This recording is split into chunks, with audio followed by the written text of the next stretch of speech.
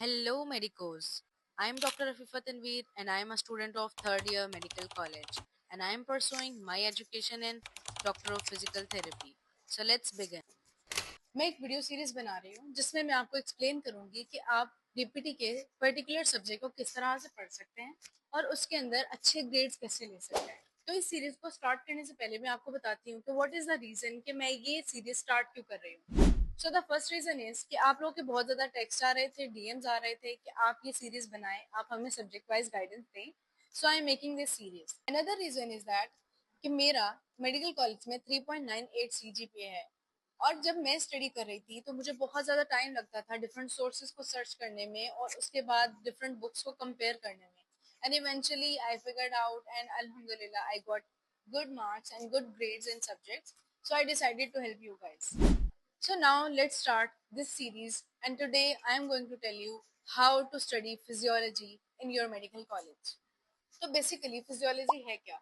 Physiology is the study of functions of human body. इसके अंदर हम देखते हैं कि ह्यूमन बॉडी में various functions, for example digestion, respiration, आपका कार्डियक साइकिल, आपकी ब्लड प्रोडक्शन, वो किस तरीके से हो रही है। तो सवाल ये आता है कि फिजियोलॉजी किस टाइप का सब्जेक्ट है। Physiology is a subject which include both concept based things and memory based things. For example, अगर आप देखते हैं कि ह्यूमन बॉडी में आरबीसीज की प्रोडक्शन कैसे हो रही है, यानी रेड ब्लड सेल्स किस तरीके से बन रहे हैं, तो वो एक स्टेप वाइज प्रोसेस है जिसके अंदर एक सेल डिफरेंट स्टेजेस से गुजर के मेच्योर रेड ब्लड सेल बनता है। लेकिन अगर आप आरबीसी काउंट को देखते हैं, यानी ह्यूमन बॉडी में नॉर्मली रेड ब्लड सेल्स की नंबर कितना है, तो वो डिफरेंट है। इनबॉर्न्स में डिफरेंट है, मेल्स में अलग है, फीमेल्स में अलग है, और वो अगर एक पर्टिकुलर नंबर से कम हो जाए तो उसे एनीमिया कहते हैं। तो इन सब नंबर्स को आपको याद रखना पड़ता है, and this is the memory based thing. अब ये तो समझ आ गया कि फिजियोलॉजी बेसिकली है क्या और ये सब्जेक्ट किस टाइप का है। थर्ड थिंग कम्स कि हम इसके लिए बुक्स कौन सी यूज करते हैं। मैंने खुद और डिफरेंट मेडिकल कॉलेजेस के दोस्तों से जो भी सर्च किया है, मोस्ट रिकमेंडेड बुक है गाइटन एंड हॉल, और इसके बारे में कहा जाता है it is the Bible of physiology. Personally मैंने दो बुक्स यूज किए हैं, Guyton and hall and essentials of medical physiology.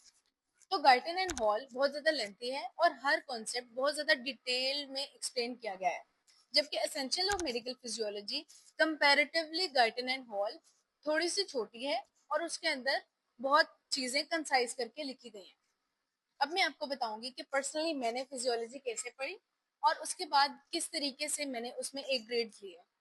So first thing is कि मैंने अपने मेडिकल कॉलेज के लेक्चर्स बिल्कुल बंक नहीं किए थे, और हम जो भी क्लास में टॉपिक कवर करते थे मैं उसे आकर एसेंशियल्स ऑफ मेडिकल फिजियोलॉजी की बुक से थॉरली रीड करती थी।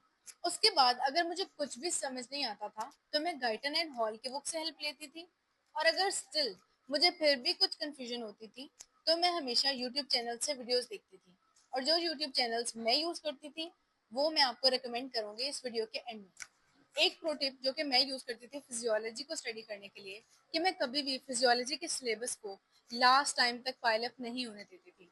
और मैं सब स्टूडेंट को एक ही चीज रिकमेंड करूंगी कि physiology is a lengthy subject. आपको कभी भी इसके सिलेबस को एग्जाम से एक रात पहले तक के लिए बचा के नहीं रखना चाहिए, और आप एक रात में से कभी भी कवर नहीं कर पाते हैं। तो मैं सारे टॉपिक्स को एग्जाम से एक वीक पहले तक कवर कर लेती थी, और एग्जाम वीक में मैं सिर्फ हाईलाइटेड पॉइंट्स और अपनी नोटबुक से जो कि मैंने फ्लो चार्ट की फॉर्म में लिखे होते थे उसे रिवाइज कर लेती थी। And last but not the least, अब मैं आपको बताऊंगी वो यूट्यूब चैनल्स जो कि मैंने यूज किए थे फिजियोलॉजी को थॉरली स्टडी करने के लिए। The first one is Osmosis, second one is Lecturio, third one is by Armando, fourth one is Crash Course physiology and anatomy, and fifth one is Ninja Nerd. और personally मैंने Lecturio और osmosis को ज्यादा use किया है। अगर आपको कोई और यूट्यूब चैनल पता है तो आप मुझे कमेंट में बता सकते हैं। If you have any question, you can ask me in comment section, and if you have any suggestion about a topic, you can tell me in comments.